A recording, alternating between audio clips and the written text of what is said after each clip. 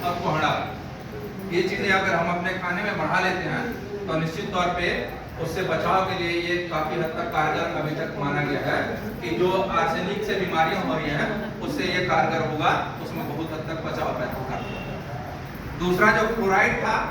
उसमें आपको अपने क्षेत्र में जो लक्षण मिलेंगे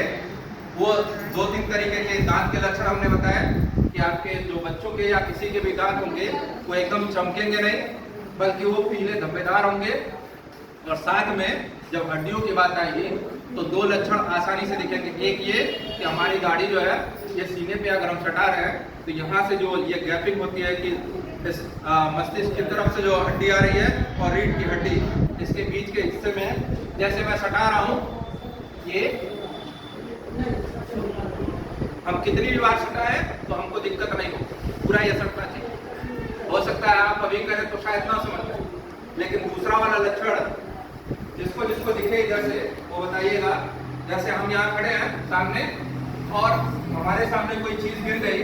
और हम बिना घुटना मोड़े अगर उस चीज को उठा लेकर यहाँ जमीन को छू ले रहे हैं तो निश्चित तौर पे अभी तक हम बचे हुए हैं फ्लोरोसिस नामक बीमारी से।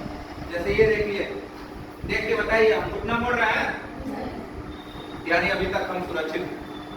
ये ऐसे लक्षण है कि अगर बिना घुटना मोड़े आप नहीं उठा पा रही हैं कोई भी सामान को तो निश्चित है कि आपके घर के क्षेत्र में या आपके क्षेत्र में वो फ्लोराइड नामक तत्व उस पानी में ज्यादा मात्रा में मिल रहा है और जिसकी वजह से अब आपकी हड्डियों में दिक्कतें शुरू हो रही है, कैल्शियम की कमी हो रही है। ये दोनों चीजों का लक्षण। तीसरा एक है नाइट्रेट, क्योंकि हम लोग अपने खेतों में पैदावार अधिक करने के लिए बहुत ज्यादा खाद या पेस्टिसाइड या अन्य तरह की दवाइयों का छिड़काव जो कर रहे हैं तो पौधे को जितना चाहिए उतना ही लेता है, बाकी वो छोड़ देता है। वो जमीन के हिस्से में जब जा रहा है और जब से स्वच्छ भारत मिशन की कल्पना की गई तो उसके बाद बहुत सारे लोगों ने बिना सोचे समझे अपने जो घर का शौचालय का पिट था, गड्ढा था, वो लोगों ने अगर किसी हैंडपंप के पास गड़वा दिया और उस हैंडपंप के पास से उस शौचालय से कहीं से भी रिसाव हो रहा है और निश्चित तौर पे उसमें वो नाइट्रेट की मात्रा वो तत्व अगर उसमें जा रहे हैं तो निश्चित तौर पे वहां पे भी नाइट्रेट अगर अधिक हुआ, या बहुत सारे लोग ऐसे होंगे जो गाय भैंस पाले हैं और उसी के बगल में हैंडपंप है,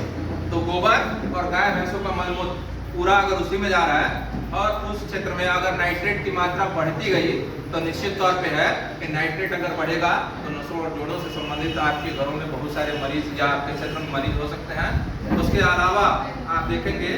कि ब्लू बेबी नामक रोग पहले बहुत होता था कि बच्चे पैदा हो रहे हैं और पता चलता कि वो नीला पड़ गया तो लोग कहते थे कि इसको भूत ने पकड़ लिया।